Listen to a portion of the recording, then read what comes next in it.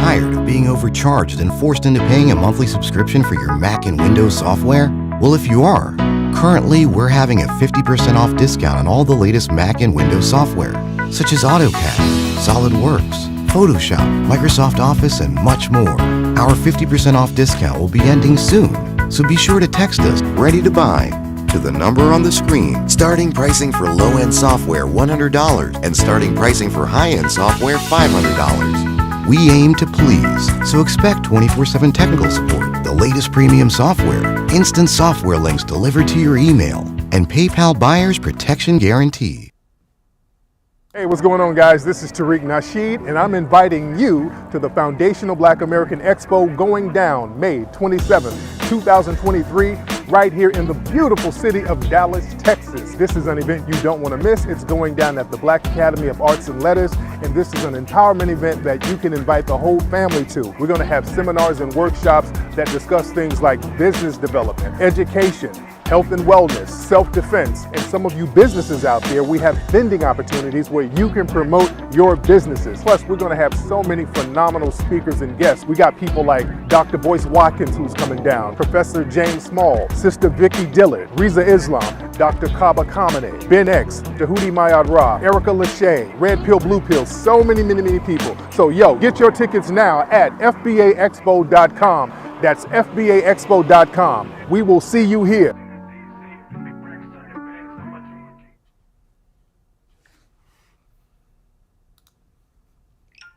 Boom, there it is. All right, I'm here.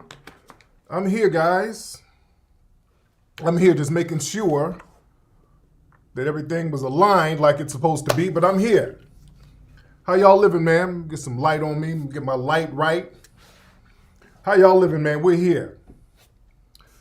Let me just get everything adjusted. Oh, man, everybody come on in the room, ladies and gentlemen. Everybody pop on in the room. Let me let everybody know that we're live right now, and I need you guys to let everybody know that we're live right now. Everybody pile on in the room, just doing the social media things. Everybody, I need you to hit the like button. That would be great. Hit the like button, then hit the share button. Hit the share button where you share this on your social media, ladies and gentlemen. Let everybody know that we're live right now. I'm putting this on my social media. Y'all bear with me for a second. Y'all start clicking these links. We got a lot of stuff we're going to talk about on tonight's broadcast, ladies and gentlemen, while folks are piling on in the room. While everybody's piling in the room, you guys need to start going to American-Maroon.com to get the American Maroon Blu-ray. If you do not have it, the American Maroon Blu-ray is available right now. Or you like the Muhammad Ali shirt, much respect. Go to American-Maroon.com. You can either get the Blu-ray or, ladies and gentlemen, you can watch the movie on FBA Stream. You dig? We're going to have a mini documentary / reality show that we're going to have on FBA Stream in a couple of weeks called Tariq Nasheed's Museum Life, to give you guys a look into the daily dealings of the Hidden History Museum, ladies and gentlemen. And by the way, you guys can come to the Hidden History Museum here in Los Angeles, 2131 West Jefferson Boulevard. Come here, or come there. I'm not there now, but you can go to the Hidden History Museum Monday through Friday. We're going to have the weekends open pretty soon. But Monday through Friday, 11 to 4, look at the great artifacts that we have, and just look at the artwork and the mural that we have, and the statues that we have, the bust of Biddy Mason, John Henry Clark, Dr. Francis Cress Welsing. Just be a part of that history, that real grassroots history. Be a part of that, ladies and gentlemen. And we're going to have a lot of different events at the museum. Starting Wednesday night on the 26th, we're going to have the comedy vibe going on. We're going to have a comedy night.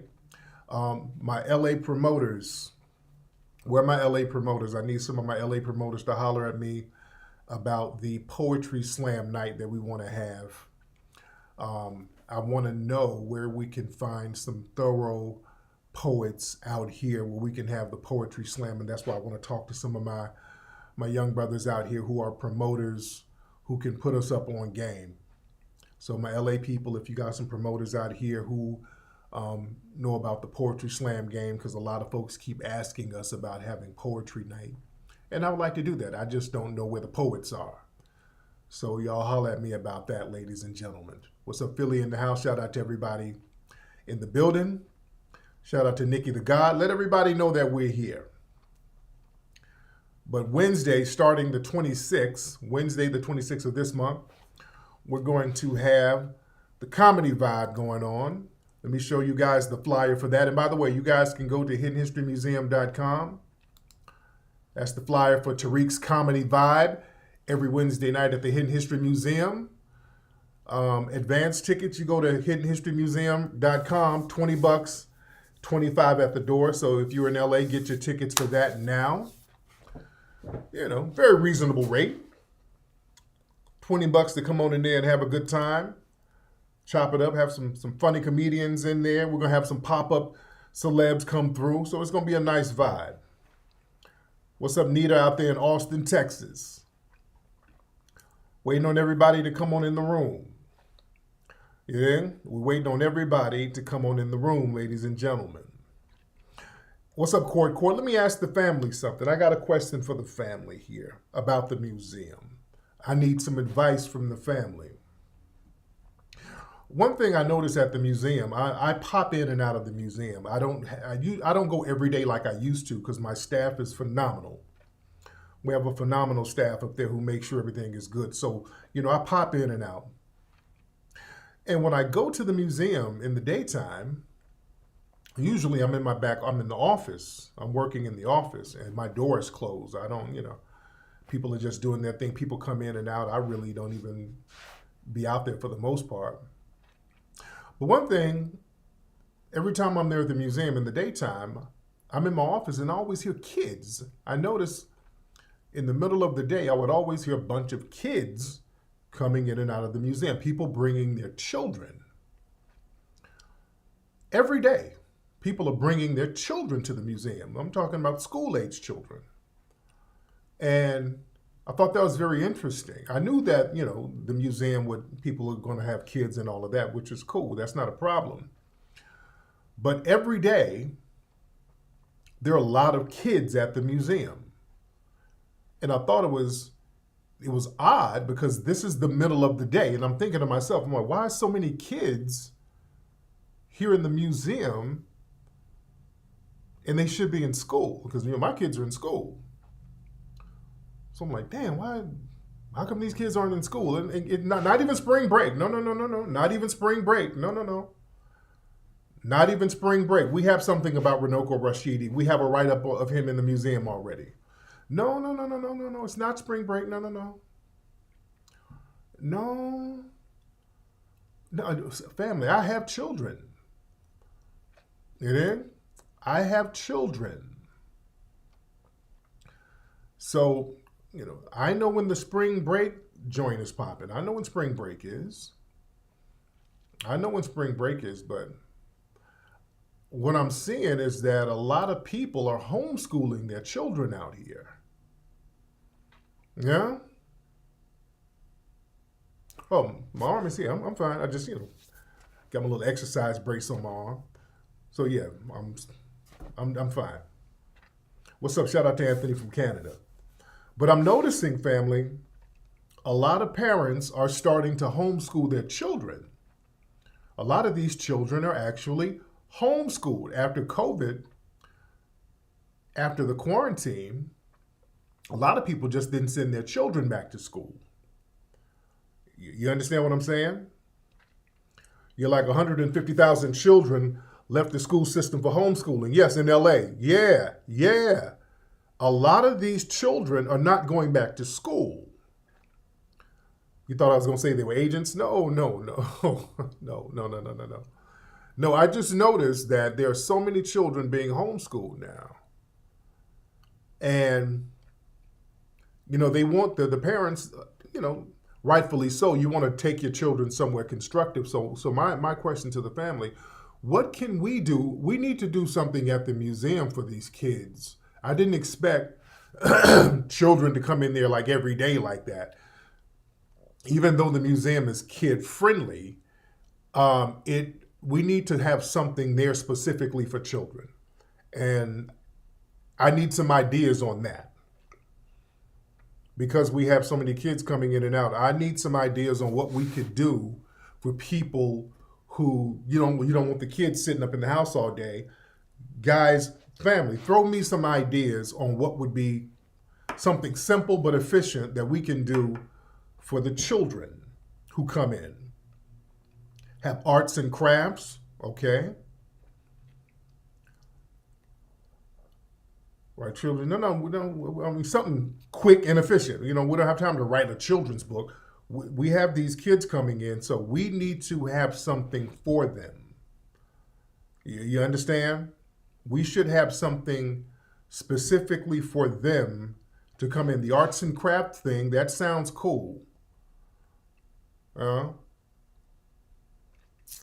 STEM classes, kids love something, my mother suggested that, like a story time. But we should have something simple, that we can have at a certain time each day. At noon, at 1 o'clock, people who are homeschooling their kids, they can come on, bring the kids in there for a couple of hours. We have a story time, a painting session, arts and crafts, coloring books about history. I know a whole bunch of artists and people who write books. We can possibly get history-oriented coloring books for them. Throw some ideas at me, man. A weekly scavenger hunt. Something efficient, something that they can do constructive, that's fun for the children every day. As somebody said, the crispy puppet. So listen, throw some ideas at me, man. A 1-hour history class.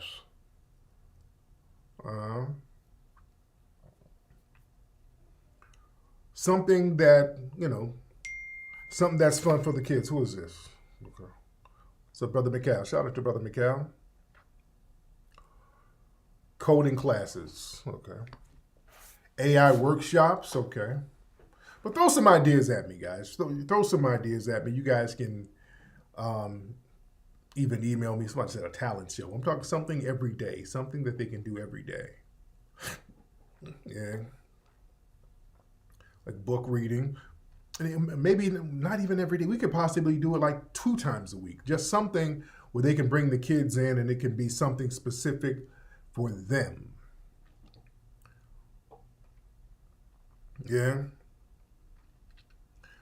Yeah, there was, there was a, Easter just passed, and next door to us, there's a park, and there was a kids' activity event at a venue space, like right next door to the museum, and my kids were at the museum, and they participated in the little Easter party that they had over there.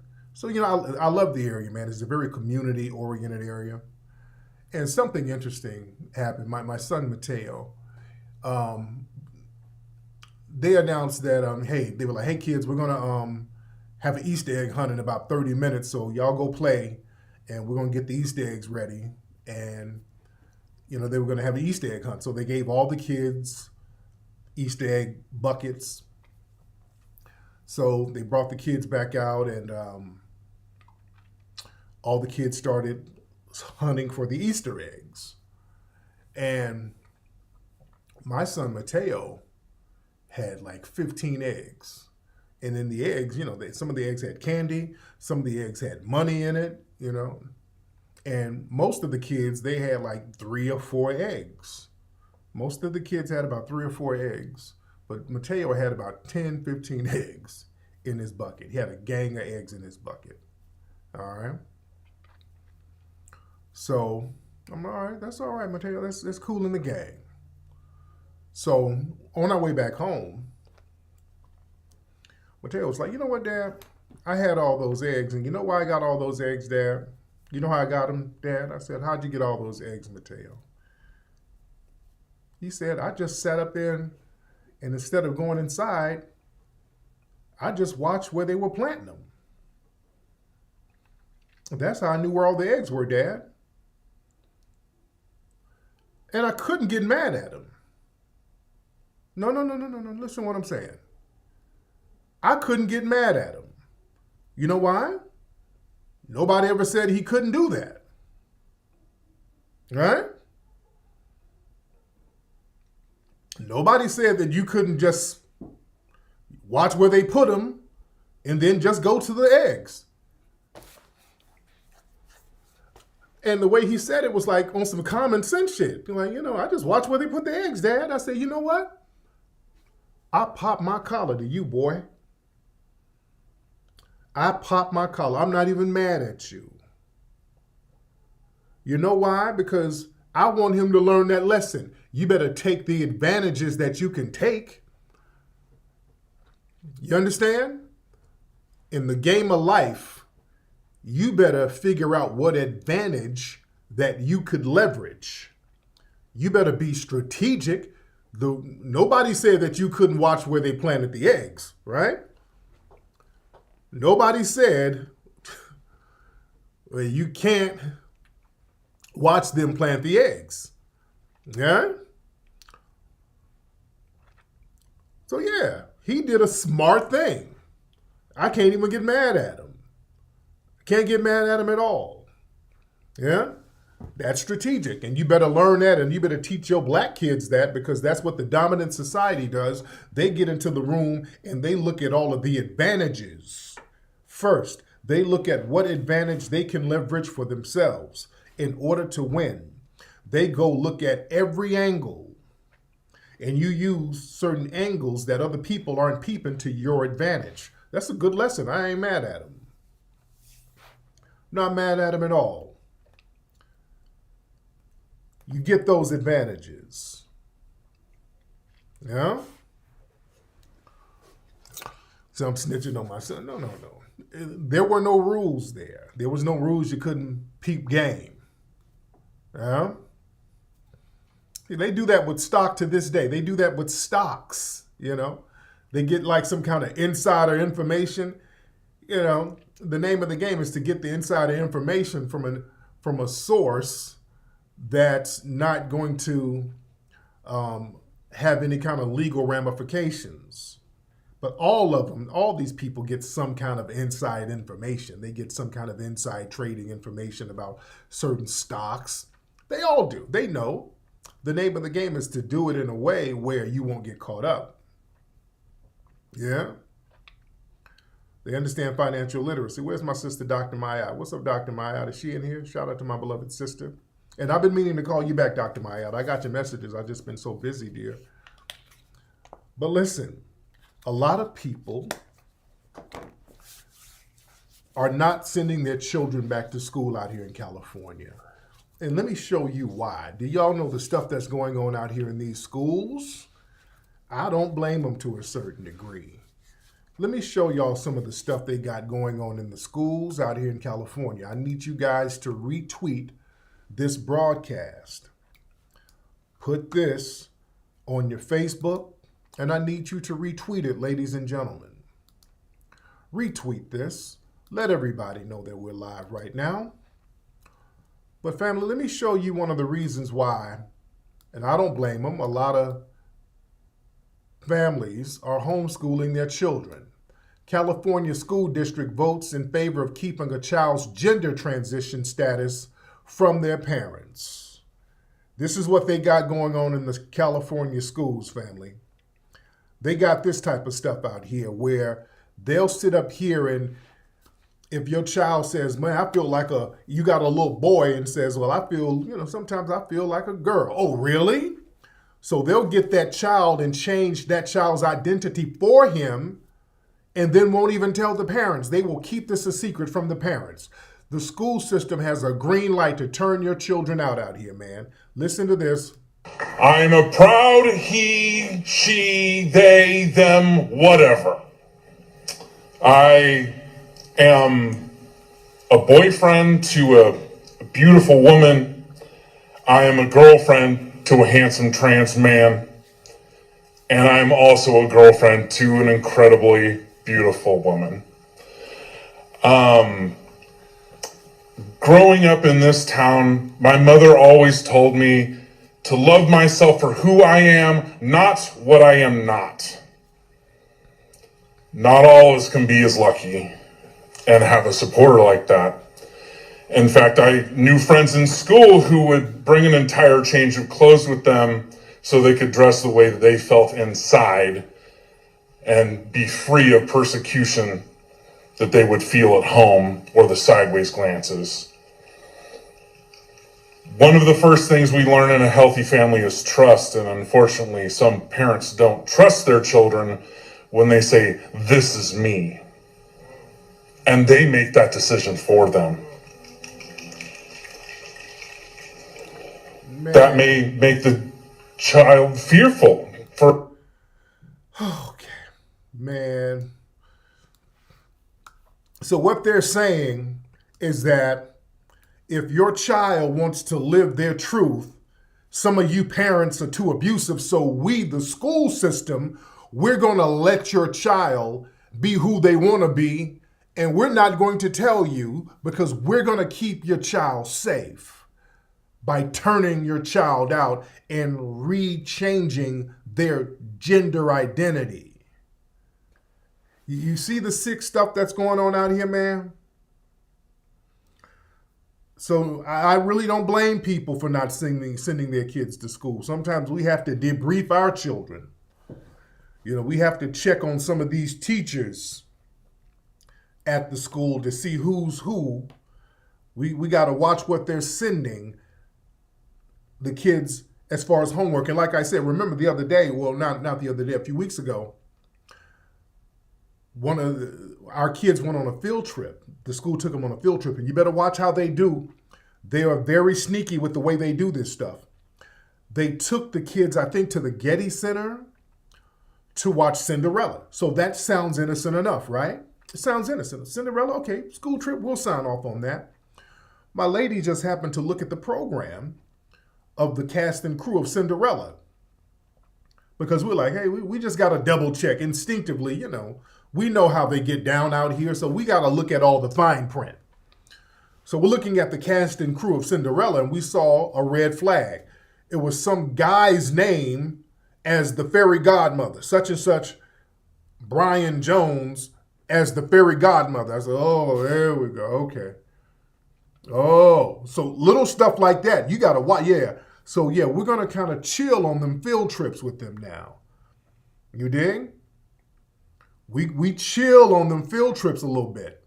And Disney, they're having a Pride night. Oh, did y'all hear about that? Speaking of Disney, we know the Disney app is on something else. But Disney, hold on. They're having, I'm looking it up.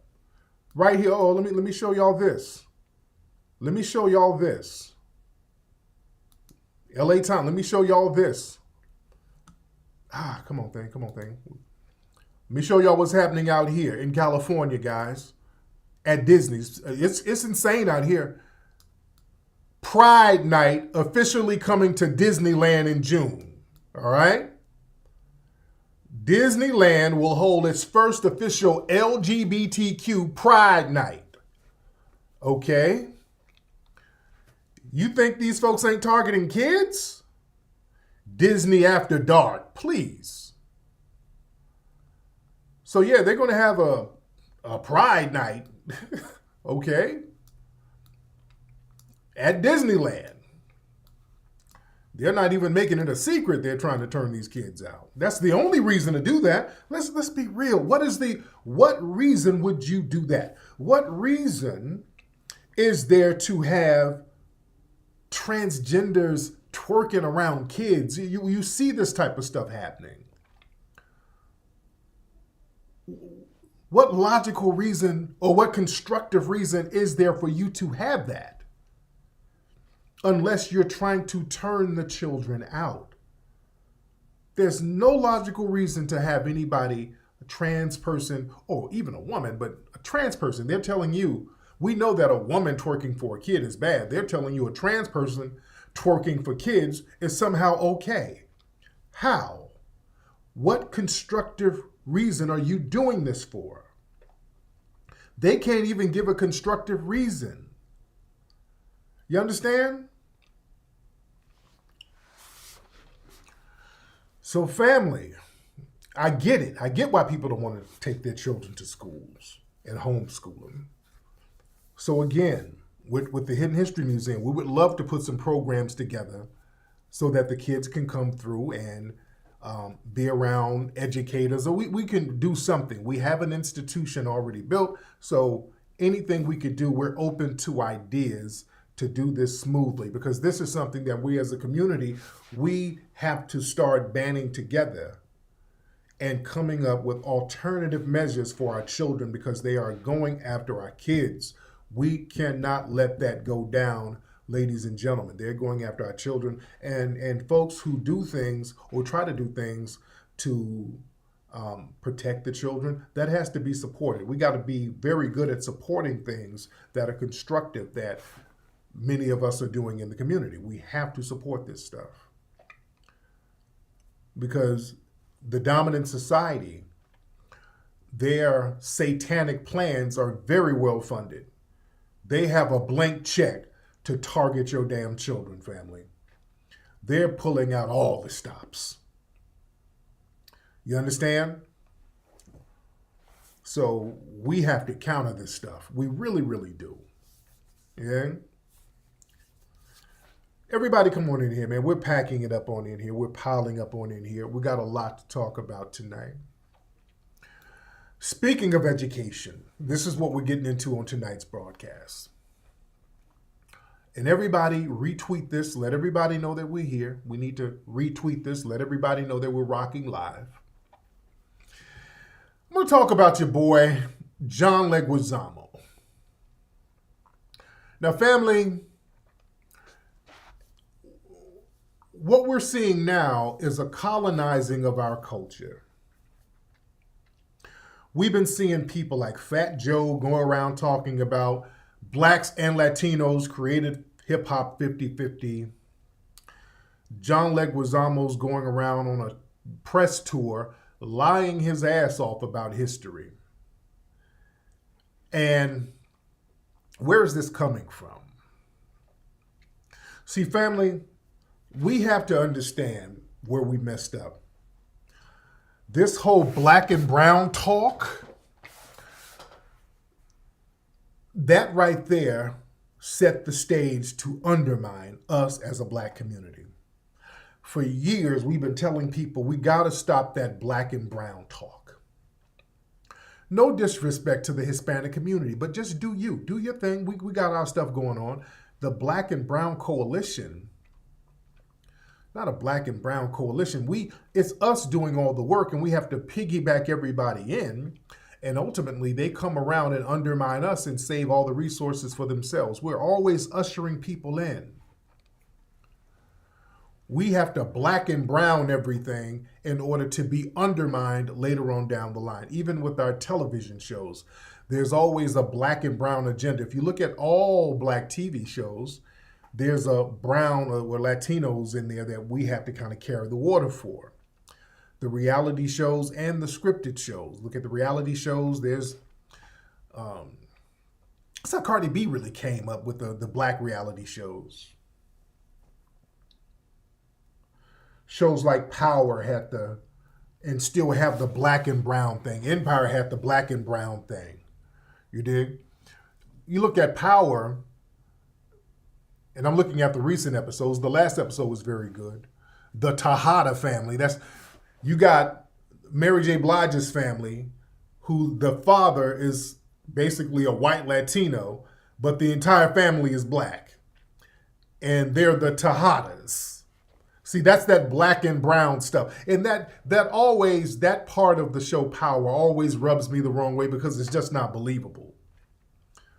The Tejadas, You got these jet black people, this jet black ass family, talking about they're the Tejadas with a white Latino dad. Monet Tejada, stop it. Just stop it. Yeah? Hey, Poppy, I don't want to sell drugs. Stop it. All that Poppy shit, stop it. Yeah, power. Yeah, they kill me with that. Oh, and another thing, and speaking of agendas on power, you got the black and brown agenda and the LGBT agenda. They always have to ambush you with that. I hate it. I hate it. I hate it. Because look, they know that audiences ain't really for that. The name of the game is to groom the audience. Force grooming. On Power, they do this every week. You're watching Power, everything is good. They doing a drug deal, and right in the middle of the damn show, dudes bent over, humping on each other. What's that son's name? What's the son's name who's always getting banged on? Drew. Oh, and look, they know that you're going to fast forward Drew's scenes. Somebody said everybody fast forward Drew's scenes. So what they do, they know nobody, I don't want to see two dudes getting it in. So they have to ambush you with those scenes. Every week they ambush you with those scenes. Most sex scenes, there's some kind of build up to them. There's some kind of romantic chemistry that's leading up to the scene. With Drew's scenes, notice it's always they cut from one scene to him immediately being bent over some damn where. Like, god damn, man. Or him bending somebody over, whatever. And they know you don't want to watch that. That's why they have to ambush you with it. And they do it right when the show is getting good, right when there's a cliffhanger, something is going on good. I'm like, oh, damn. Damn, what they about to, are they going to find the guns? What they about to do? They got some dead bodies. What they about to do? In the very next scene, they got this dude with his Bucci cat all up in the screen. Like, god damn. It feels like you just been ambushed, man. I hate that shit. Because they know what they're doing, and they're doing it in a very deceptive way because they know that, nobody wants to watch that. Your empire, oh man. So we see the agenda. We see the agenda. Yeah? We see what the agenda is. The show is actually good. That's the thing. The show is good. The storyline is good. They just have to crowbar the bullshit in. Everything is good but that. That's why Empire was good, but that messed Empire up for me. I like the storyline of Empire, but it just became, I'm like, okay, I'm good. I'm not trying to be ambushed every damn week. I'm just not trying to be ambushed with some weird sex scene that don't even go along with the storyline. They're just clearly crowbarring the sex scenes in there for an agenda. Yeah? Like, damn.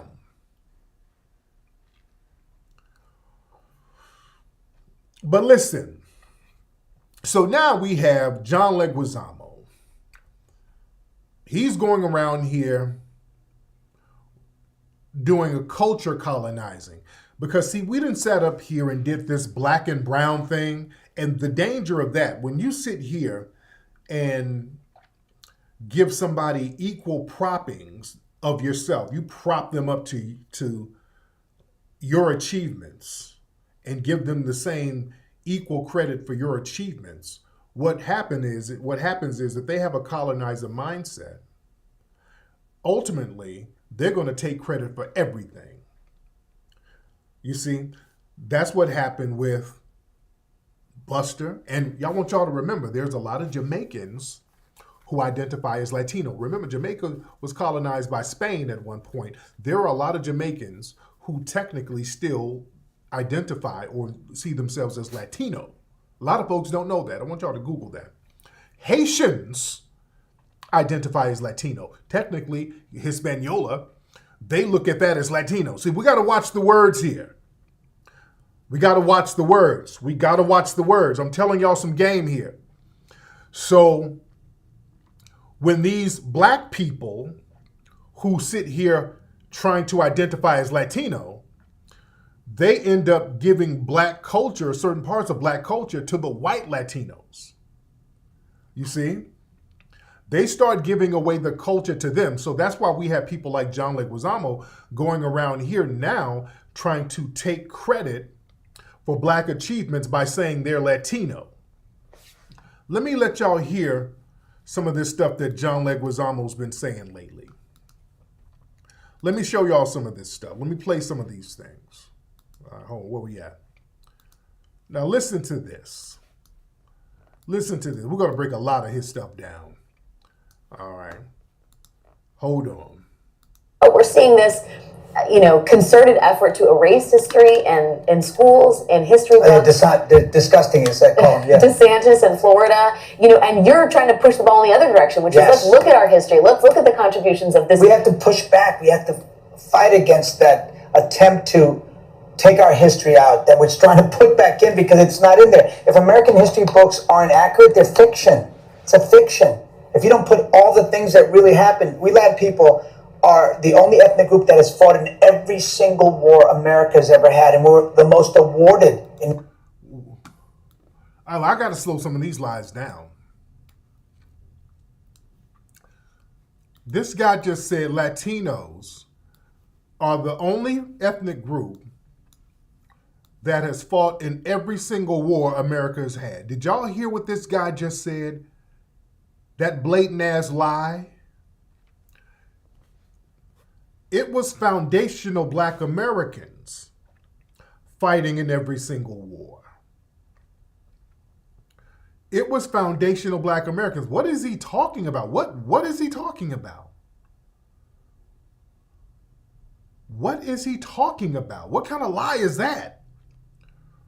The only ethnic group that fought in every single war. That would be foundational black Americans. We fought in every single war. In large numbers. And did not go to war against the United States. The only people, you could say the black Seminoles, but they were fighting against slave owners and they are. But we didn't go in a war against the United States, whereas many Latino countries did. Mexico actually went in war against the United States. Yeah? What is he talking about? Lord, what kind of lie is that? See, this is what we get with that black and brown stuff. That man just pulled the lie out of his ass. Yeah, the Mexican-American War, shit, there was Hispanics fighting against the United States. You see? Let me play some more of this guy's lies. His lies, we're going to have to slow walk these lies. Hold on. In each of those wars. And I'm talking about the American Revolution. Those stories are nowhere to be seen. They're nowhere written. And so this fight... What Latinos fought in the American Revolution? We need to double down on the fight and protect and stay woke. Even though they're making it sound like being woke is a bad thing, it's a great thing. Oh, boy. Man. Yeah, they'll try to say Crispus Addicts is Latino. But let me play another clip. There's another clip of him. Throwing the lies out there heavy. Hold on. There's another clip. He's been on. And MSNBC, they're really promoting this. I'm like, why are they promoting this so heavy? Hold on. Latin people, we're the largest ethnic group in America, the oldest ethnic group. We built this country.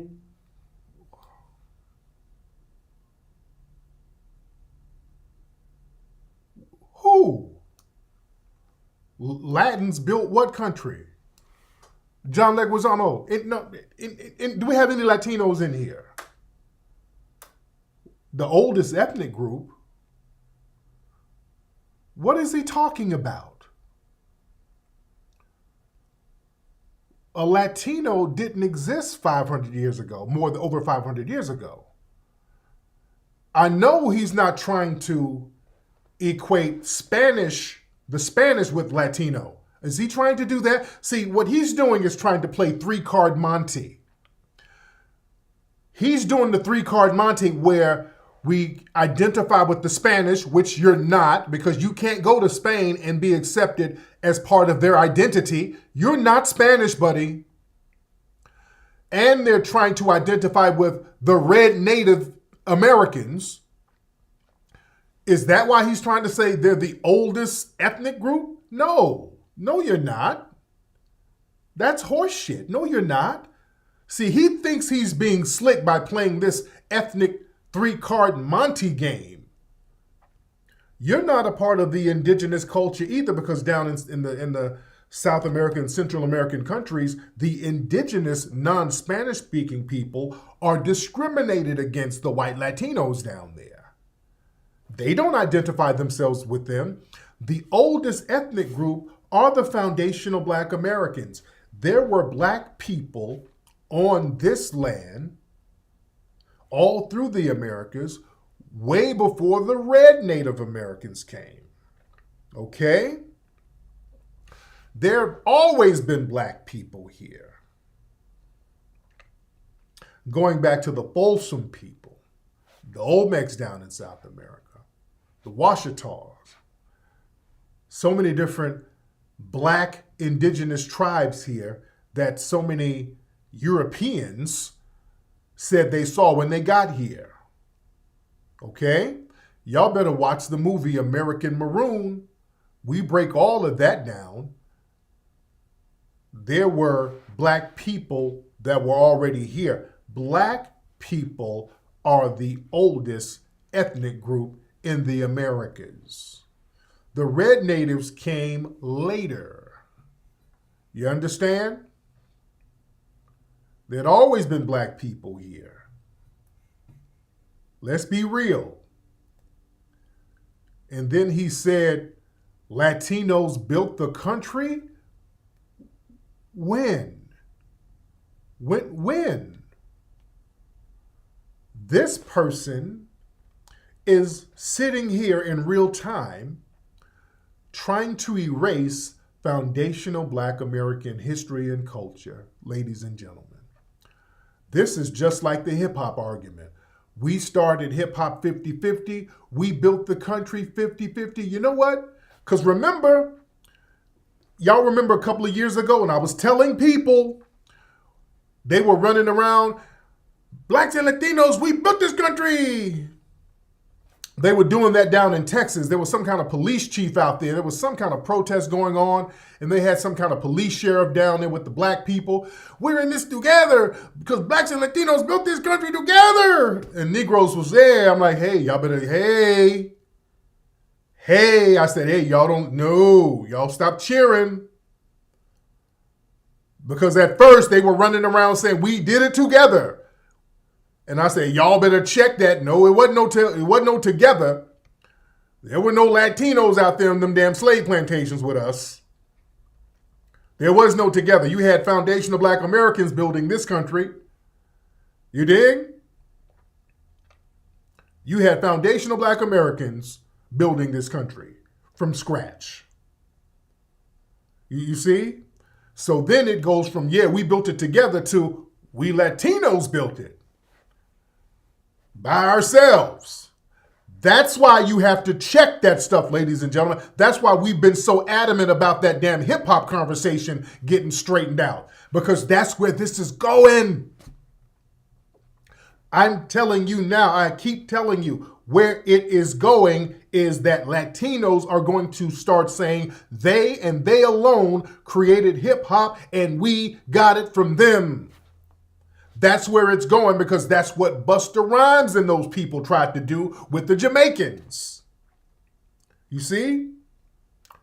That's what Busta and them tried to do. Busta, Because for a while it was blacks and Caribbeans, and then y'all niggas got it for us because y'all ain't got no culture. Y'all got hip hop from us. We had the sound system. We were toasting and whoop-de-whoop-de yada yada. So we're getting that lie straight. We're still working on the documentary for that. We're going to get that lie straight. And there's another guy, he's a Puerto Rican scholar who be on Twitter, not Twitter, but be on YouTube, lying his ass off. I should possibly have that guy in the film, by the way, just to hear another perspective. Because he's one of these guys who tried to say that it was a black and Latino thing, which is horse crap. And so many people who were there in the Bronx say, here's the problem. Anybody in the Bronx from New York, who's from the Bronx, New York in here, who grew up in the early 70s in New York? Because see, this is the problem. When the Fat Joes and all these people come out and try to say that Latinos and blacks did it 50-50, the problem with that is, yeah, that guy, Gary, that guy, he's full of crap. And he's always mentioning my name because I call him out on it. And some of the other elders call him out too. I'm not going to give him no shine. Y'all know who I'm doing. Yeah. I'm not going to give him no shine. But he's probably in here listening. He knows who he is. So he tries to do all that. And some of the OGs have called him out because here's the thing. So many brothers and sisters who grew up in New York in the early 70s, they're still alive. They are still alive, and they're here to say, hey, wait a minute. No. I grew up in the Bronx, dude. In the early 70s, y'all weren't around. All right? Yeah? The brothers who grew up in the early 70s in the Bronx, New York, they were like, hey, wait a minute, look, I don't know about these other people. I grew up in the Bronx, in the South Bronx. Dude, the Puerto Ricans were not at our parties at all. In fact, we were like kind of clashing with each other. Y'all weren't really rocking with us like that, to be honest.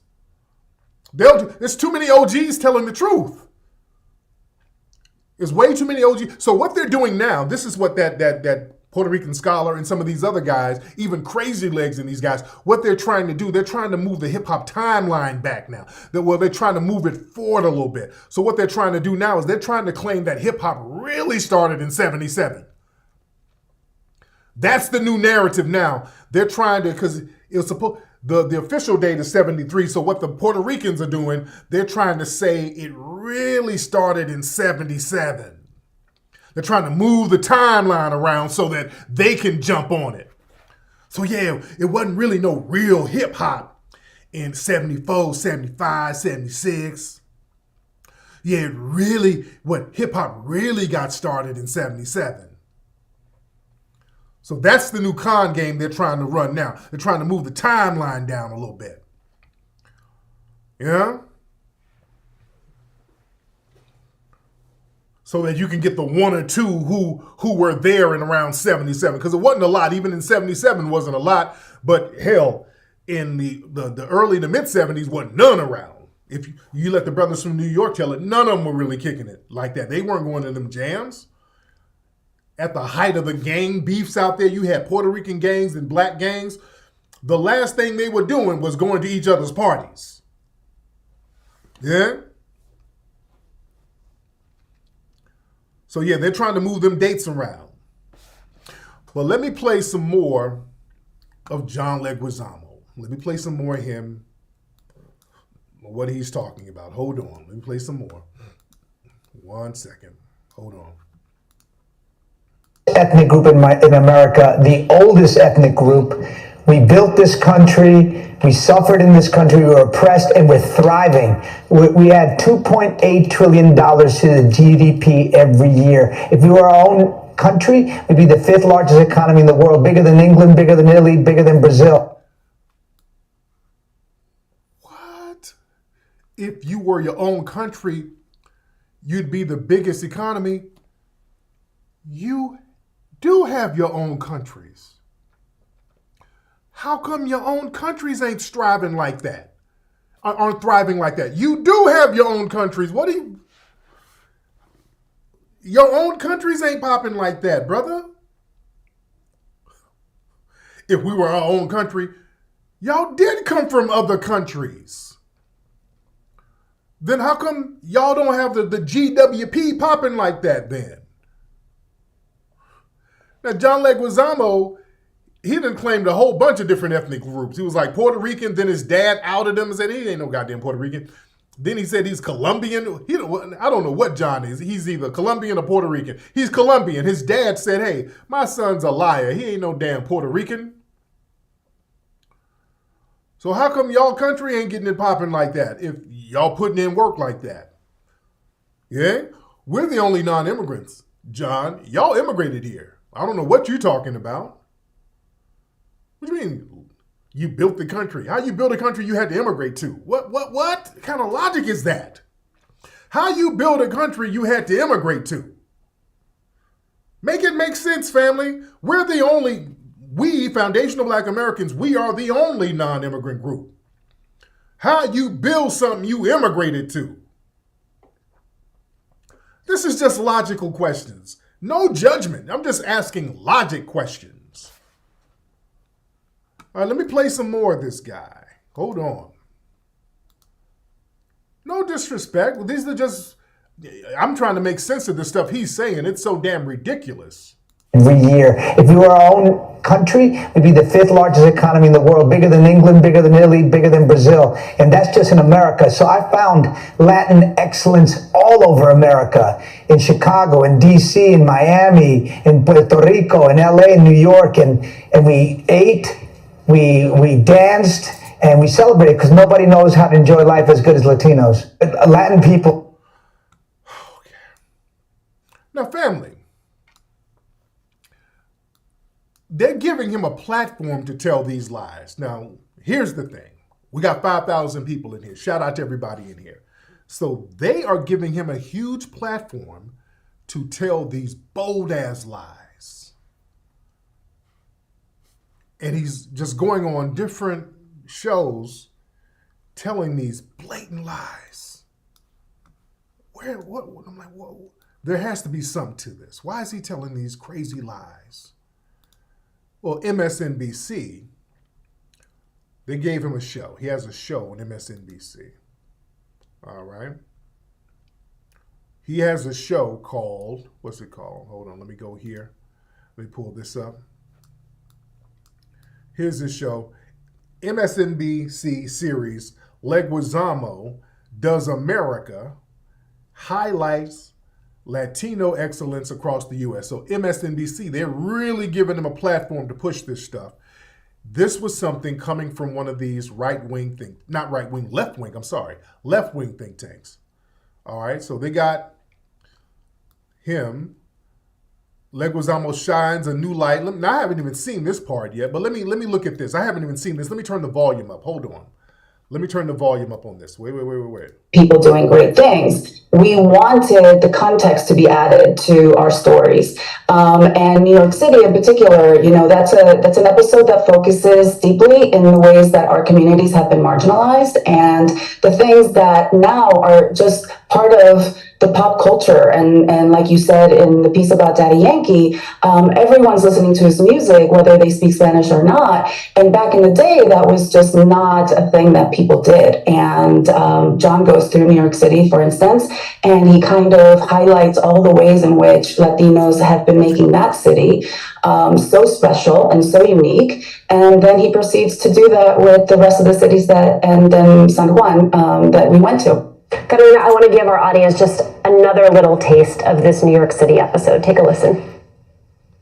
This is where a majority of Latin people came to New York City. The place where salsa and music live. For decades, people like DJ Agujita, aka Raymond Perez, have been keeping these salsa sounds alive. This is culture. This is tradition. This event, this area, this neighborhood, like I always say, this is not a place where you live, it's a place that lives in you. The people who have been here all of their lives, who migrated from Puerto Rico like my father did in 1937. The operative word is migrate. You take us to New York, LA, Chicago, DC, Puerto Rico. Why these locations?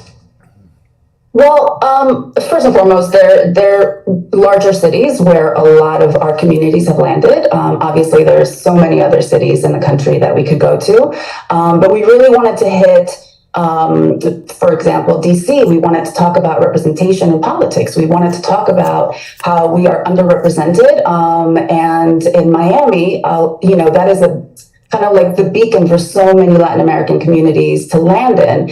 And we wanted to explore how Latinos are not a monolith, and that even within Miami, which is a city that's so known for its kind of like right-wing lean, it's also a city that has many different people from different Latin communities that feel very differently about the world.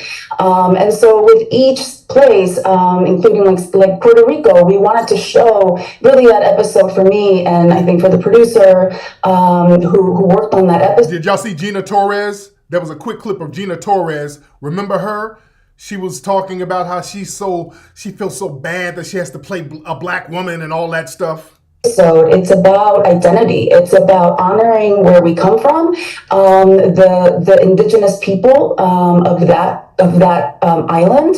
The indigenous, here's that with that Taino stuff. Y'all not Taino. And the way in which Puerto Rico has influenced American culture so deeply. And I think we don't take a look at those things. Chicago was, a place of... Okay, I'm not going to let her ramble. Oh, see, watch that. The indigenous people of the island, talking about the Tainos. Y'all not Taino. We know the Tainos died out. You see? That's what they try to play the indigenous card. Yeah, Zoe Saldana, they had something on her. Somebody was tweeting about her today. There was something about some Latin magazines not focusing on her blackness or something, and they want Black American publications to. So yeah, $5 Tainos. Yeah, I hate to break it to you. Many of the Tainos died off. All right. Many of them died off. Everybody and their mama be trying to claim Taino. I'm sorry. You're not Taino for the most part. But yeah, this one Black Latino, Afro-Latino chick was trying to reprimand Black publications for not talking about Zoe Saldana's blackness or something. Zoe Saldana, that woman's distance herself from blackness. As far as I know, she doesn't really stump for blackness like that. Yeah? But let me tell you something. See, this is why you got to watch out. All of this stuff is happening, and they're going hard body, and this is why we don't be doing all that black and brown stuff, is because we have a reparations conversation happening. We got a reparations movement going on right now. I want y'all to understand the reparations movement that we as foundational Black Americans got popping right now. The reparations movement is in full swing. And we got real conversations on the table. And we're focused on this thing right now. They know when we start focus on something, we ain't about to waver. We're not going to waver. So now they're like, well, shit, we need to crowbar ourselves into that. Since these foundational Black Americans are acknowledging that they built this country, which they did, let's say we built it too. Let's find some Black person who might have had a Spanish name somewhere and claim him and say, hey, we Latinos built it too. We the ones who built it. Where's our reparations check? That's where they're trying to go with it, man. That's where they're trying to go with it. They're trying to latch on to the reparations conversation. For him to come out, Leguizamo to come out with these bold-ass lies about they built the country, they're the oldest ethnic group, those are our talking points. All he did was switch FBA with Latino, which is horse crap. They're not the oldest ethnic group in this country. That don't make no damn sense. And you can't latch on to the indigenous ethnicity by claiming it's Latino. Come on, you can't play both. You can't play that game. Yeah? They're trying to latch on to the reparations conversation. And they see how focused we are because they're trying to push these other black politicians out and we're rejecting them. We're cool on them. And we don't give a damn if you're coming out here with afros and dashikis. Are you glad? I'm so glad. Are you glad? I'm so glad. We're telling them to get the hell out of here, man. If you ain't talking about our money, take your glad ass over there somewhere. We ain't playing that game. We don't care how glad you are. Eh? Y'all not going to double back and claim all of these indigenous ethnic groups and Latino and person of color, yet you all classify yourselves as white. And your Latino organizations pride themselves on getting everybody who's Latino classified as white. You can't, no. We ain't playing that game, and y'all better cut that, you black people, cut that black and brown talk out. Y'all cut that out, man. I'm telling y'all, we've been telling you for years, this is the problem with that black and brown talk. It ultimately undermines us. You're giving these people an alley-oop to come around and undermine us. There's a reason why we kept telling y'all to stop saying that. This is why. It's just us. You understand? And the reparations conversation is getting so real. Even Britain, they're starting to cop please. Let me show y'all what they said in Britain. Speaking of horse crap, let me show y'all this. This headline that came out with the Daily Mail. How Kate's ancestor from the royal family played a key role in abolishing slavery. After the Sussexes barb around royals and racism. So now the royal family, they're trying to jump in front of it. Well, you know that some of us were actually abolitionists if y'all don't stop. Please, if y'all don't damn stop. Y'all were the main ones spreading slavery around the goddamn world.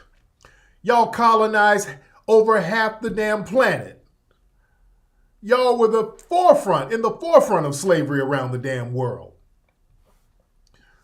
Now that the reparations is coming up, y'all want to jump into, well, we were also abolitionists too, you know. We also abolished slavery early on. So you have to give us credit. We do get credit, pip pip, cheerio. We do get some credit for abolishing it before others. No, you don't, because you abolish the slave trade, the transatlantic trade, because you went on and just colonized the countries that you were invading. You said, hell, instead of shipping the people over there to the Americas, we'll just colonize your ass right where you are and just have you enslaved there. How about that? Pip pip, cheerio. Yeah, you don't get no credit. You just said, hey, you just made your slavery more efficient. No, you don't get no credit for that. Don't you dare try to double back around and get some damn props for abolition. Get out of here. Boy, these people think we stupid as hell, don't they? Y'all done killed off whole indigenous groups of black people. Y'all killed off all the poor Tasmanians. Y'all killed all of them off. Now you want some damn credit. Well, y'all got this family filthy damn rich from enslaving the damn earth, and now you want to get a participation award for some damn abolitionist that was in the family somewhere. Boy, y'all better stop. Man, please, no. No, you don't. No? Man, yeah, because see, they know we're going to get this money over here. We're going to get our money. Look, they know this. They know, Foundation of Black Americans, they know how hard we ride. They know we're riders. We're going to get this reparations. Let me let you know now. All the tethers who be trying to, you niggas are not going to get money. Oh, yes, we are. And you tethers know it. We're going to get the reparations. That's happening. We're getting reparations. And see, once we get the reparations popping here, the Britons the Britons are getting a little nervous because they're going to see the brothers over there take our lead now. You see, they're going to take our lead. There's a reason why they banned me from the UK, by the way. See, I'm talking like this. There's a reason why they didn't completely ban me from the UK. They don't ban somebody for nothing.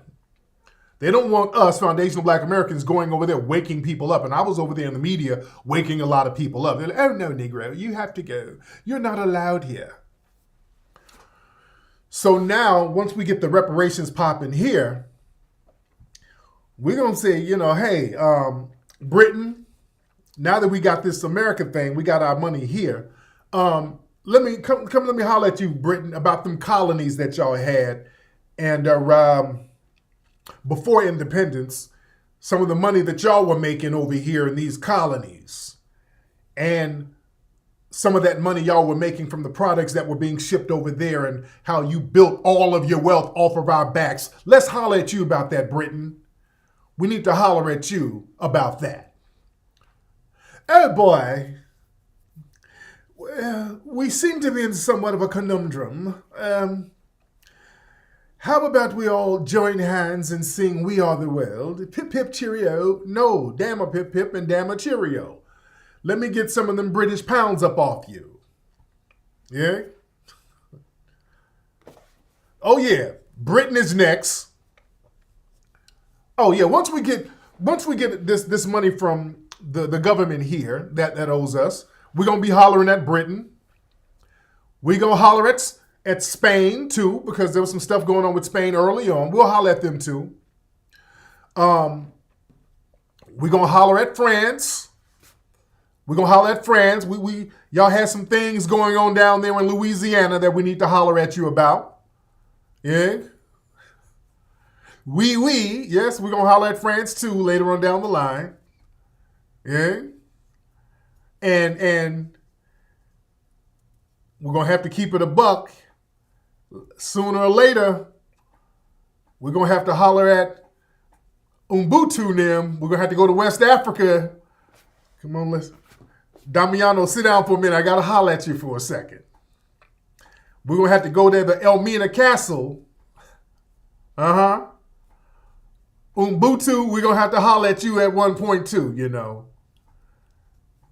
I don't have it, nigga. Oh, well, let me see what you got. I know you're probably tucking your chain, but let me see what you got under your shirt. We're gonna have to do a Debo and pat you down a little bit. You still our brother, but we're gonna have to pat you down a little bit. I'm sorry. We're gonna have to holler at you too. The Vatican, we're gonna have to go to Italy. Oh, we're gonna have to go to Italy, Pope. Whichever Pope is there, let me holler at you, Pope. Because you sanction a lot of the bullshit that happened to us. Italy? Come on, Italy. Come on, Pope. Let me put your robe on, Pope. And hop in your Pope mobile and go down there and hit that ATM up real quick. Go over there to the Swiss bank account. Because over there, you go to the Vatican, they got them Swiss guards over there. This is how gangster they are. They don't even have Italian guards. You go to the Vatican, they got Swiss guards over there, dude. They got a bunch of Swiss guards at the Vatican. The Vatican is its own damn country. The Vatican technically ain't even a part of Italy. The Vatican is its own country within a country. They even have their own post office at the Vatican. You understand? The Vatican is like its own country. It's some weird shit, dude. Have y'all been to the Vatican? That's some creepy shit, dude. If you've ever been to the Vatican, creepy as hell. Yeah? Yeah, the Vatican, they got like these demonic statues. I mean, this is supposed to be some kind of holy building. And they got these gargoyle statues in there. I'm like, what the hell is this? Yeah? Oh yeah, the Vatican is like DC. Yeah, Vatican City is like DC. Real talk. And they got those Swiss guards there because remember, Swiss is a neutral country. So Switzerland, this is why people send all of that funny money up there to Switzerland and put them in them Swiss bank accounts. Switzerland is supposed to be a neutral country. The Red Cross and all of that's supposed to be centered in Switzerland. That's why the Red Cross can go into any territory. When there's a war, you'll see a Red Cross truck. You ain't supposed to mess with the Red Cross trucks. You ain't supposed to mess with them. That's a neutral zone. It's real deep stuff. It's some real deep stuff. Yeah? But yeah, we're going to holler at everybody. Everybody's going to get a good talking to. Yeah? We're going to holler at everybody. But yeah, that black and brown thing, that's something that we're going to have to check. And speaking of our African brothers and sisters, look, there was I tweeted something and it kind of ruffled some people's feathers. There was a situation that happened in Kansas City, Missouri, I think. In Kansas City, Missouri. There was a situation where a black boy, how old was this black boy? How old was this black boy? Was he 14 or 16? I forgot how old he is.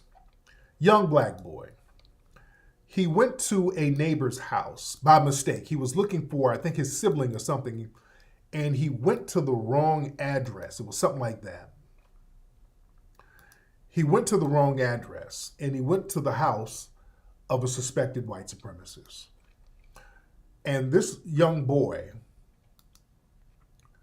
was shot by the suspected white supremacist.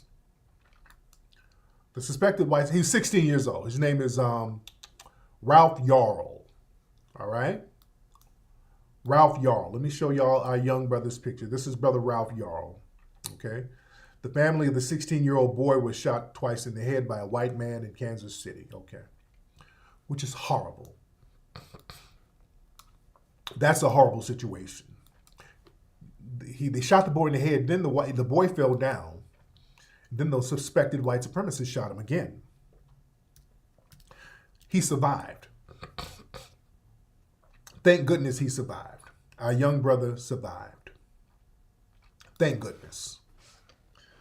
And here's the problem. Well, not a problem. The family has a GoFundMe for the boy. And let me show y'all something. This is his aunt, Faith, Dr. Faith Spoonmore, okay? Now, this is his aunt. This is his aunt, okay? Let me blow this up a little bit, okay? This is the boy's aunt, and she's explaining what happened. Hold on one second. Last night, my nephew was on his way to pick up his brothers from their friend's house a few blocks away from his house. He didn't have his phone, so he wasn't using GPS. He was just going based on the direction that my sister gave him. Unfortunately, he pulled into the driveway of the wrong house, walked up to the door, rang the doorbell. A man opened up the door, looked him in the eye, and said, "Don't ever come back here," as he shot him in the head. My nephew fell down, and the man shot him again. He was able to get up and ran to the neighbor. All right. Okay. So, and that's horrible. And my condolences go to the family. I wish that child a speedy recovery. I really do. And my condolences going out to the family. That should not have ever happened to this boy. That's a horrible thing that happened to this boy. And my problem, I'm not going to throw my cape on in this situation. And I give my condolences. And I'm not going to put the family out there. As you heard an accent from her. Her and the family, they're Liberian and Ghanaian. They're immigrants. The whole family, they're immigrants. And they're a family of immigrants. And, on her pages, on her social media, her and the family, she has a zaddy. And family, her and her family, they worship this damn zaddy. This is her and her husband. Dear Lord, thank you for my husband. And they haven't arrested the white supremacist suspect, but here's my thing, to be honest. You know, and I'm showing y'all some of the lightweight stuff. Her page, she basically has a whole bunch of social media pages, like all about her interracial relationship. And the family is all, oh, look at my family, look at my mixed family, oh, look at my family, look at Zaddy. And I know this doesn't have anything to do with the boy being harmed.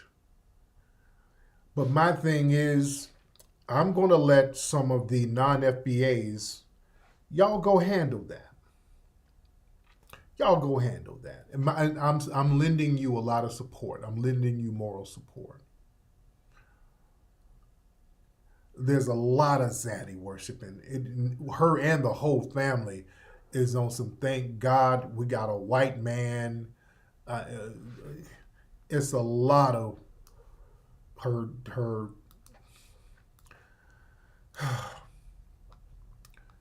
TikTok is full of, oh, look at me and Zaddy. She's got a YouTube page, her and Zaddy. Look at my white man. It's just real over the top. And again, that doesn't justify the boy being harmed. That doesn't justify that.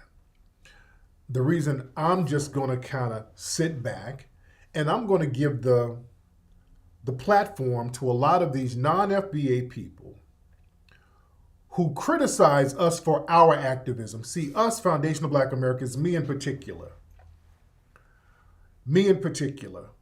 we're always getting attacked by some of these immigrant groups for our activism.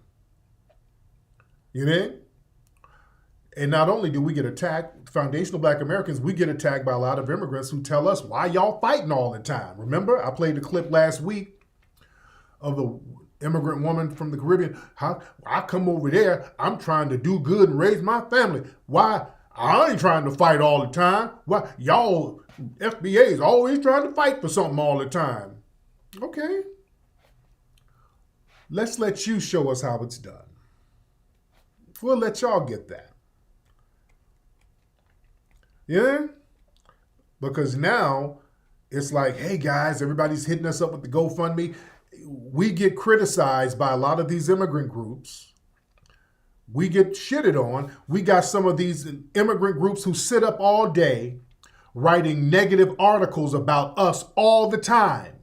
Y'all know who they are. Some of y'all do nothing ass Negroes sit up here, angry tethers, writing negative articles about foundational Black American activists all the time about what we ain't doing and how we finessing and grifting with our activism. Then you get out here and show us how it's done. This is your opportunity to stand up for your fellow immigrant. All right? You show us how it's done.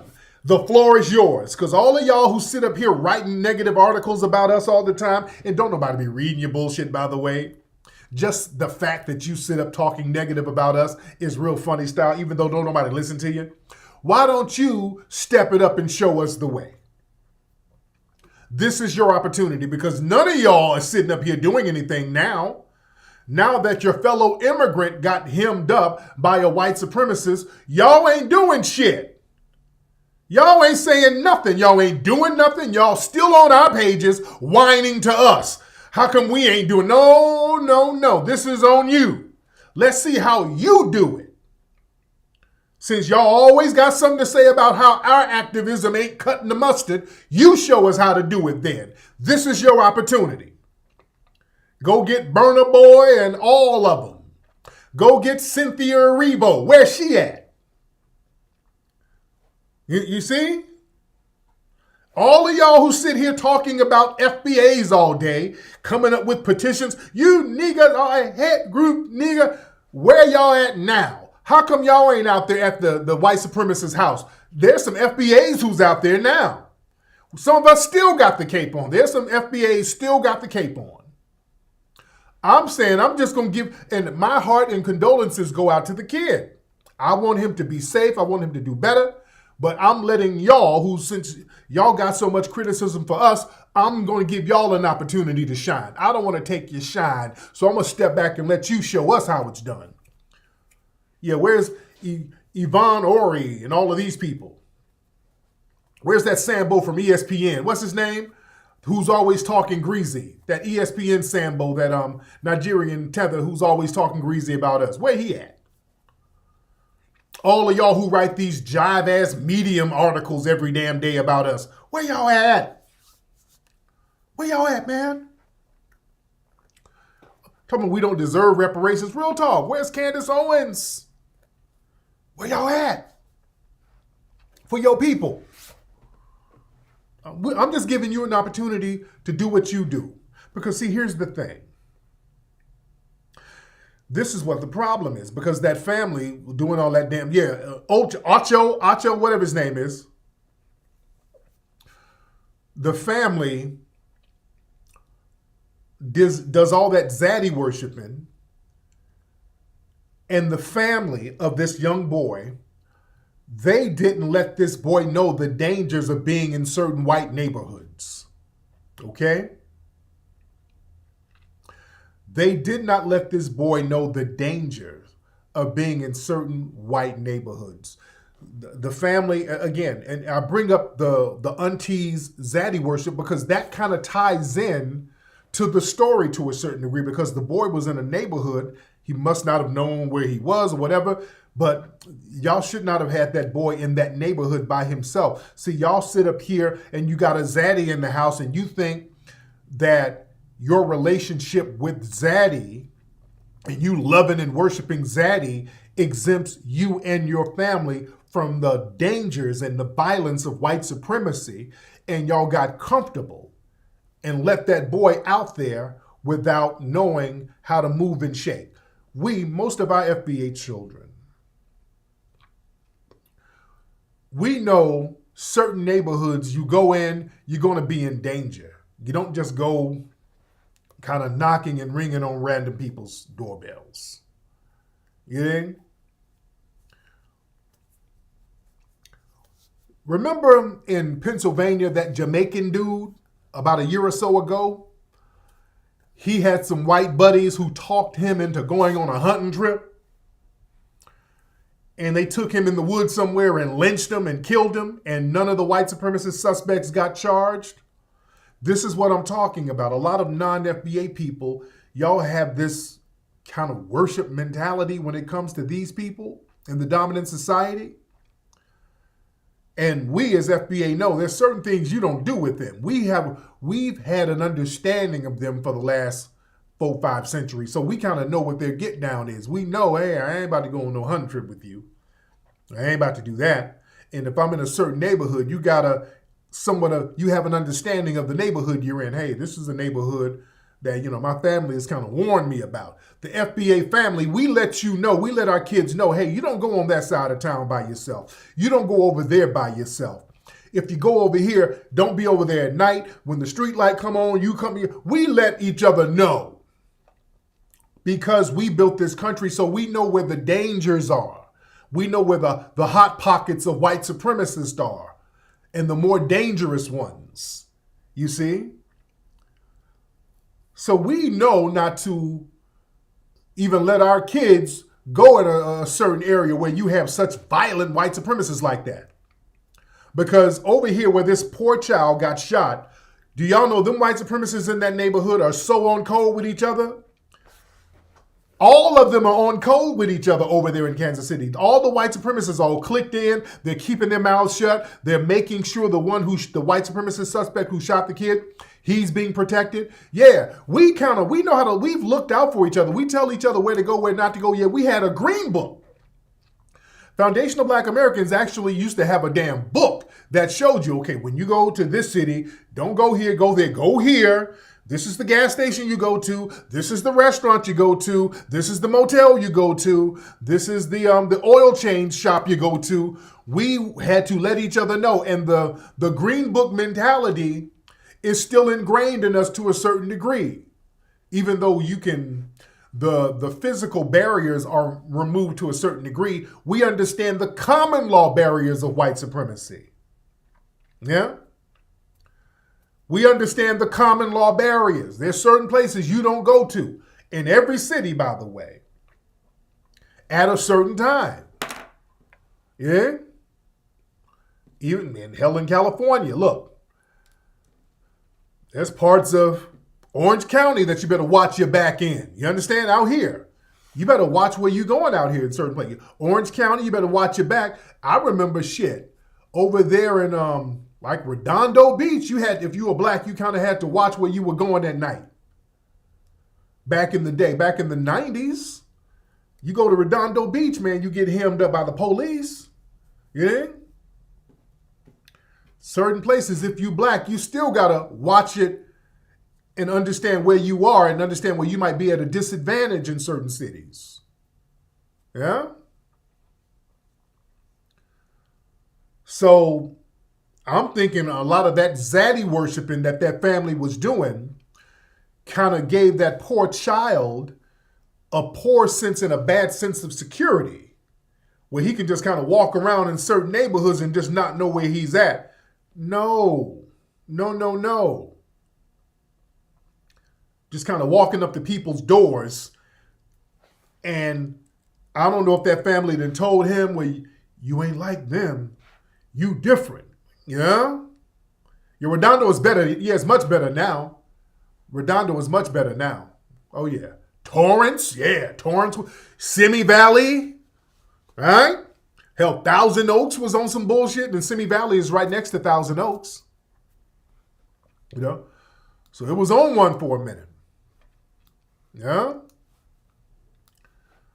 Well, we're in here heavy. Almost got 7,000 people. We're going to keep it going tonight. We're going to get 7,000 people in here almost. We're in here deep. And by the way, since I got y'all in here, let me let y'all know. Let me show y'all the FBA Expo. That's the flyer for the FBA Expo. Y'all need to go to FBAexpo.com. We got some phenomenal speakers who's going to be on the FBA Expo March 27th down in Dallas, Texas. It's going to be popping. That's next month, ladies and gentlemen. We got Dr. Boyce Watkins, me, my sister Jade Harriel hosting, Riza Islam, Sister Vicky Dillard, Brother Ben X, Red Pill, Blue Pill, Professor James Small, the beautiful Erica Lachey, Tahuti Mayad Ra, Dr. Kaba Kamene, Professor Honey, Greg Marcel Dixon, and so many, many more. We got a lot of people coming. Family, y'all need to be down there in Texas, man.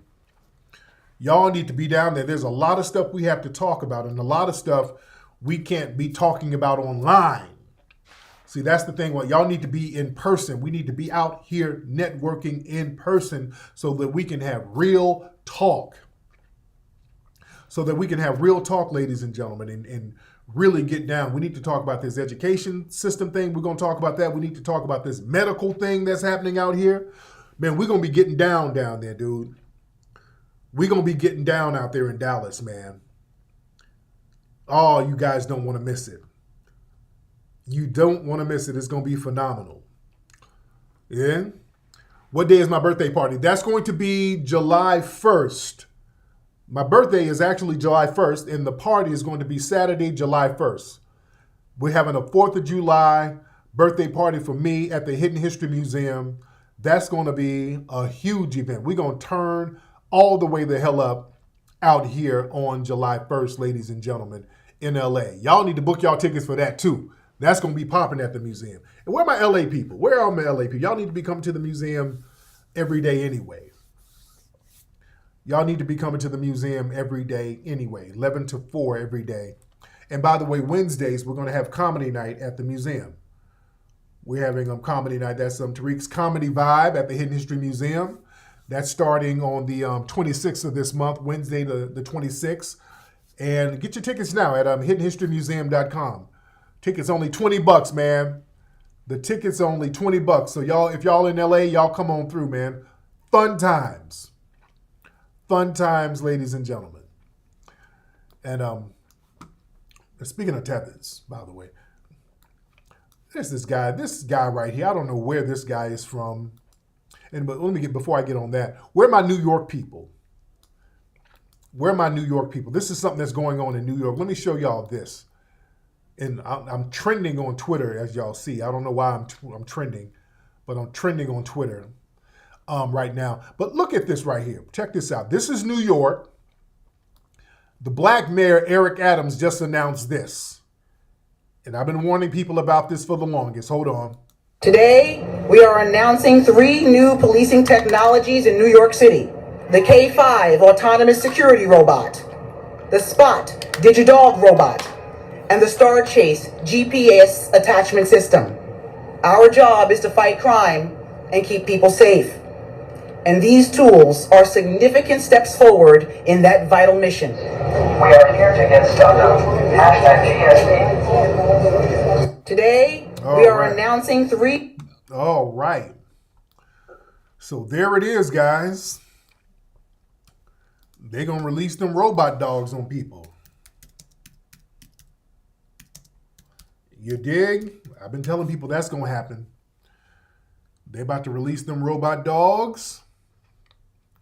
Where's the one? There's a clip with Eric Adams. I wanted to show that one, where he was actually talking about it. But yeah, them robot dogs are coming. Wait, this is it right here? Wait, I think this is it right here. Yeah, this is it. Let me show the one with Eric Adams. Hold on. Look at this one right here. Hold on. This is your boy Eric. Why am I trending? I'm number 1 trending on Twitter. Okay. All right, I'm trending number 1 on Twitter. Okay. All right, hold on. All right. Robots are joining the New York Police Department. The DigiDogs. It was discontinued by the police after a few years of criticism. DigiDog is out of the pound. DigiDog is now part of the toolkit that we are using. All right. Yeah, they're making it seem like those dogs are just going to be doing surveillance. And I believe that technology is here. We cannot be afraid of it. The hell we can't. The hell we can't be afraid of it. Are you insane?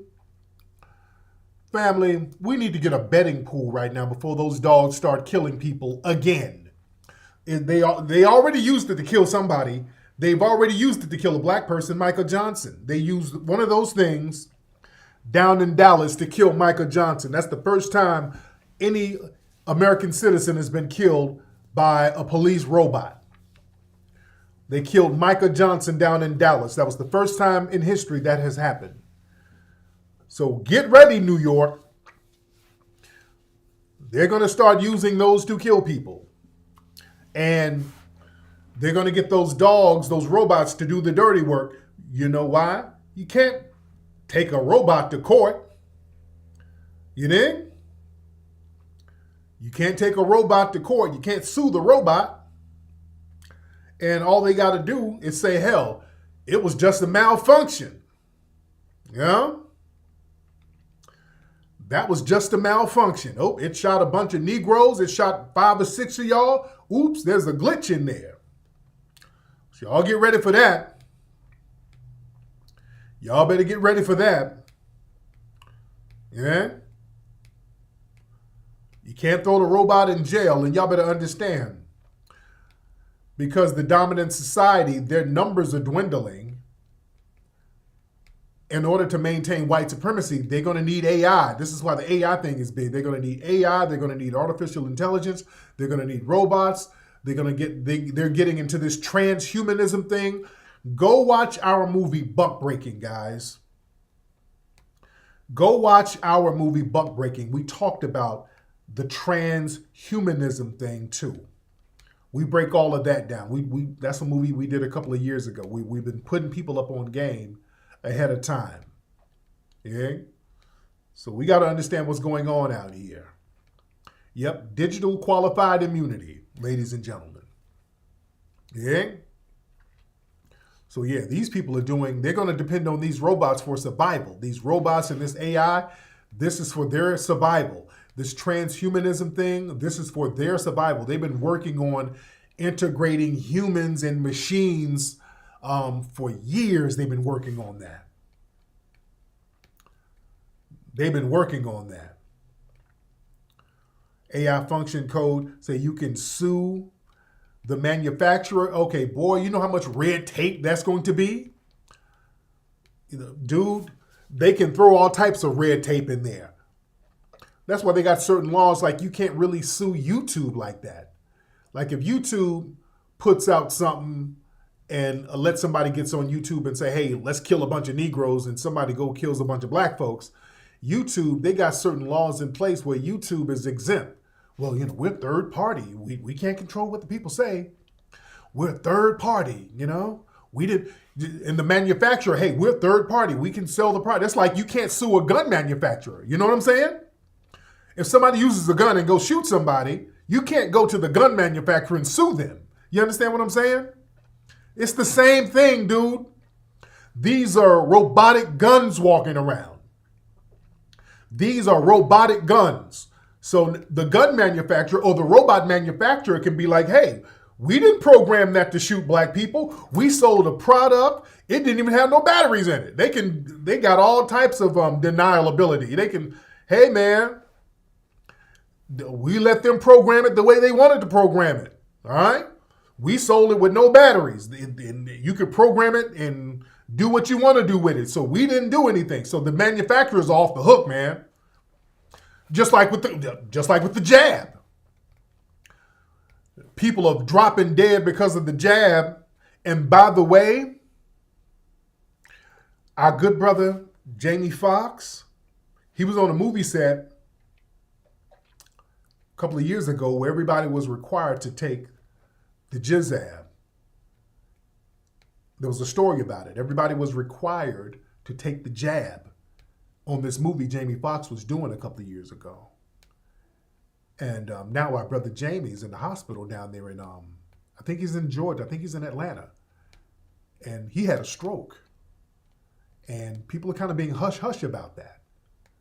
They're kind of being hush-hush about it. Because Jamie seemed like he's in pretty good health.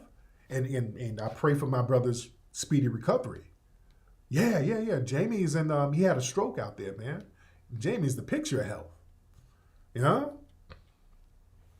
So I hope my brother's going to be all right. I hope my brother's going to be all right. But even with the jizab, people are dropping because of that. You can't go to the manufacturers of that and sue them. You can't do that. Yeah? We just sold it to the doctors. We just sold it to the hospitals. We didn't know they were going to mix some stuff together. We just sold it to them. We don't know what they're going to mix it with. Yeah? Oh, they got deniability, man. They can deny all that stuff. So who are you going to sue? If one of these robots go out here and gun down a group of black folks, who are you going to sue? Everybody's going to start pointing the fingers at each other and just go in a circle. What about the manufacturer? We just sold it. What about the cops? Well, it malfunctioned. We couldn't control the malfunction of it. We couldn't control what happened. So everybody gets to hands off and deny. That's real shit. We got a lot of people in here still, and y'all need to get the movie American Maroon if you do not have the movie American Maroon. Where's this clip of this guy here? What's this guy here? This guy over in Ghana somewhere. And there's another clip of him that I want to find. Can y'all find the other clip where he was talking about how this guy, I don't know who this guy is. Shout out to Damo who posted this video up. But this guy there's another video of him. If y'all can find that video, that would be good, where he's talking about how Africans need Black Americans for tourism money. It was something like that. But this guy right here was talking about how we can't afford to go back to Africa. I'm like, what the hell? Now listen to this. What kind of rent-free nonsense is this? Hold on. Of African Americans, stop pretending, cannot afford to come to Africa. Wow, really? They cannot afford. They may want it in their heart, but America has them shoed, have them bootstrapped, tied. Because guess what? They have to pay mortgage every month. They have to pay their car note every month. They have to pay their insurance every month. They can't even watch DSTV unless they pay every month. Wow. So how are you going to have money to say, let me go back and learn about my family, my history, my roots from every month? Learn about my family. What? How are we going to go there to learn about our family? My family is here, buddy. My family is here. Going back to the 1700s, I can go back to the 1700s. I can go back deep with my roots. FBA family, again, I'm not letting these guys run that we don't know our roots stuff. There's another clip of this guy. Can y'all find the other clip of this guy where he was talking about the tourism thing and damn bug in here? Can somebody throw a link up of this guy? There's another clip of this guy. Oh, I'm gonna play the rest of this, but yeah, I'm trending. I'm trending on Twitter. I'm like #1 trending. Where's the other clip of this guy? Somebody help me out, because there's another clip of this guy talking about we don't have a home and all of this. He's talking real reckless. Can y'all find that link? If y'all can find the link of this guy, that'll be great. There's another link here, but let me play the rest of this. Like, we can't learn about our family. Nigga, my family is right here.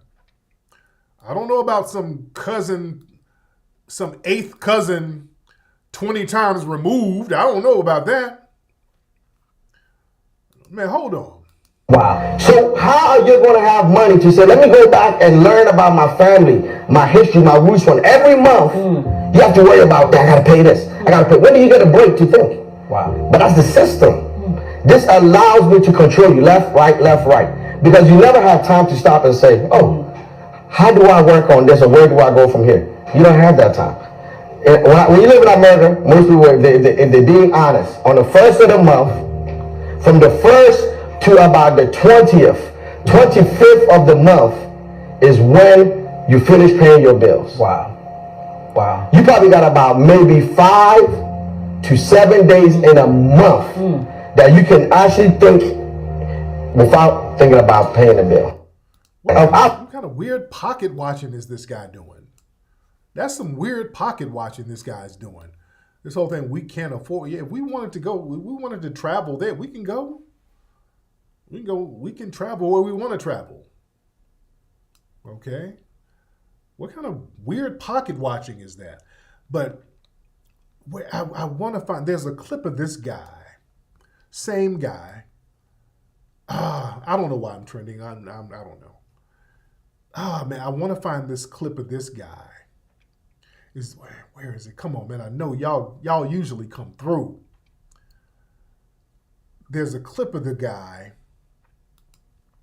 talking about how we don't have a home and we need to go over there and give them money. It was something like that.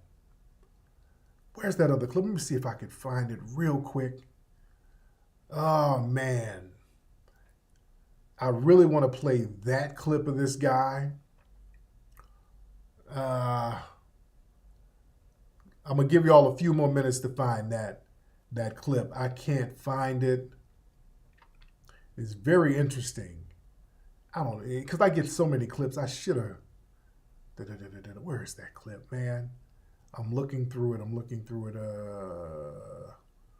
Okay, I can't find it. While I'm talking, hopefully some of y'all can find it for me. That'd be great. But I really want to find that clip of the guy this same guy. Now I can't find it. And I'm looking for y'all to have it. Okay. I can't find it. But, okay. All right. So while I'm talking, hopefully you guys can possibly find it for me. Wait, is that? Okay. I can't find it, man. I can't find it. I cannot find it. But anyway. Well, we know our roots. Yeah, there was a clip of him. It was very offensive. He was like talking about how we ain't got no home. Yeah, the Black Americans, when other people come over to Africa, they come over and they take all our resources, but African Americans come over here and they drop money off because they ain't got no home, so we need to start pandering to them more. It was something like that. You dig? It was real disrespectful. It was very, very disrespectful. And I'm still waiting. I want to find that clip. I wish I could find that clip. I could not. I can't find that clip. What's this? What is that? Hold on. What the hell is this music? Oh, sorry. Sorry, guys. What the hell is this sound? Hold on. I don't know where the sound is coming from. Okay. I don't know where that sound is. I'm getting random music on here. Sorry about that, guys. I'm getting random ass music popping up on my thing. But we're, as foundational Black Americans right now, we are asking questions. We are not letting the okie doke go down. We're not letting people come among us with nonsense. We're not letting people step to us with ulterior motives and agendas that's not going to be conducive to our growth. You should check people when they come among us trying to undermine us with these backdoor agendas. We're not going to let nobody shame us into going along with that stuff. That's not going to happen. We're checking everything at the door as we should, ladies and gentlemen. 5 years ago. We're checking everything at the door like we should. And again, when they bring politicians among us, and these politicians are already trying to sidestep reparations talk and money talk, anything tangible for us. See, the problem is we've let these folks come in the door with all of this black, brown, and black and minority stuff. And what we end up with is the John Leguizamo situation, the Fat Joe situation, where they ultimately try to erase us. This is why it is very, very, very dangerous for us to go along with those narratives. We cannot go along with those narratives no more. You think? And now we have to start being bold. When we see some of these new folks come out, just like, I'm so glad, that nonsense, and we see who's bringing them out. When we see some of the people who's bringing them out, and the people bringing them out have funny style agendas and Cadillac commercials, yeah, we have to question that. Let's play the old Cadillac commercial real quick. Let me play that. Hold on. My life. Hold on. I come from a very long line of strong women. They always encourage me to use every single resource to help another young woman who's on her journey. I am sure Black women will lead this nation to a better place. We're taking control and we're shaping our stories.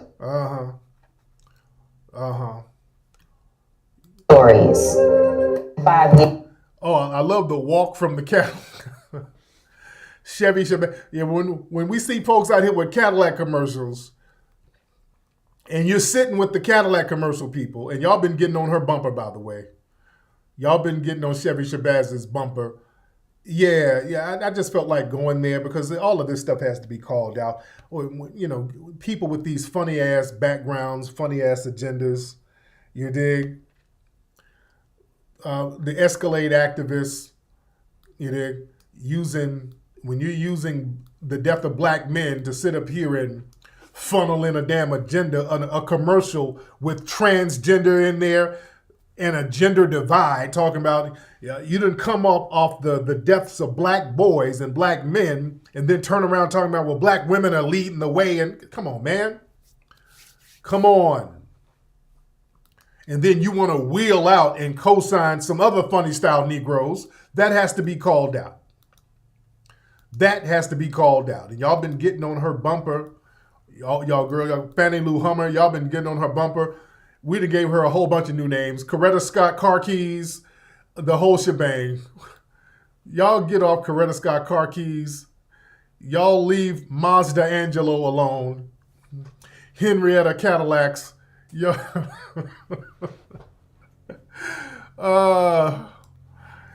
Madam Keychains Walker. Come on. The Cadillac activism is not a joke. Come on. Y'all leave Mazda Angelo alone. Come on. We're going to stop that.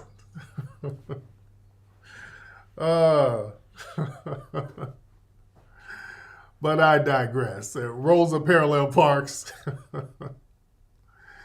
Man. All right. See, Harriet Tahoe. Not Harriet Tubman, Harriet Tahoe. She's driving a Tahoe. Not Harriet Tahoe. Man. But anyway, guys, look, it's been real. I think we had a constructive conversation today. Where are my LA people, man? Where are my LA people? I want to see y'all in the place. All my LA people, come down to Tariq's Comedy Vibe, happening every Wednesday night at the Hidden History Museum. Go to hiddenhistorymuseum.com right now. Get your tickets, man. It's only $20. Y'all come on and have a good time at the Hidden History Museum on the Wednesday nights. Get your tickets now. $20, man. Y'all come on and have a good time with us at the Hidden History Museum. Also, don't forget to go to FBAExpo.com to come down to the Foundational Black American Expo going down in Dallas next month, May 27th. That's the event of the year, ladies and gentlemen. You don't want to miss that. And go get the movie American Maroon at american-maroon.com, ladies and gentlemen. Also, again, my LA people, we want to start having poetry night at the museum. And I want to have some promoters out here who's clicked in with the poetry crowd. Hit me up, man, so we can do some good business, man. Email me, info@hiddenhistorymuseum.com. You can email me there, info@hiddenhistorymuseum.com. Yes, you can get tickets at the door for the comedy joint. And the FBA Expo. Is best to get your tickets online, but the tickets are going to be more at the door, by the way. The tickets are going to be a little bit more at the door, so just you're best to get them online. Yep, $20, man. That's a good bag of weed. So yeah, you can come on through with that. Anyway, guys, wait. Is that the link right there? Hold on, wait, hold on, wait. Let me look at this link that my sister Nikki the God just sent me. Okay, that's the whole thing. Okay, I'm gonna play this on my show later on this week. Let me hold on to this, and I'll play because I'm about to leave now. So I'll play that clip and go into that dude later this week. But good looking out. I knew y'all would find the clip. Y'all found it, but I'll play that on the broadcast this Wednesday. All right. Anyway, guys, it's been real. We had a great time. Hit the like button, hit the bell notification, because sometimes people say that they hit the notification and they were not alerted that I was on. So hit the bell notification when you subscribe to this channel, ladies and gentlemen. All right, y'all, that's been it. Y'all be good. I'm a holla, puppy, a kutan, lula vube to the family.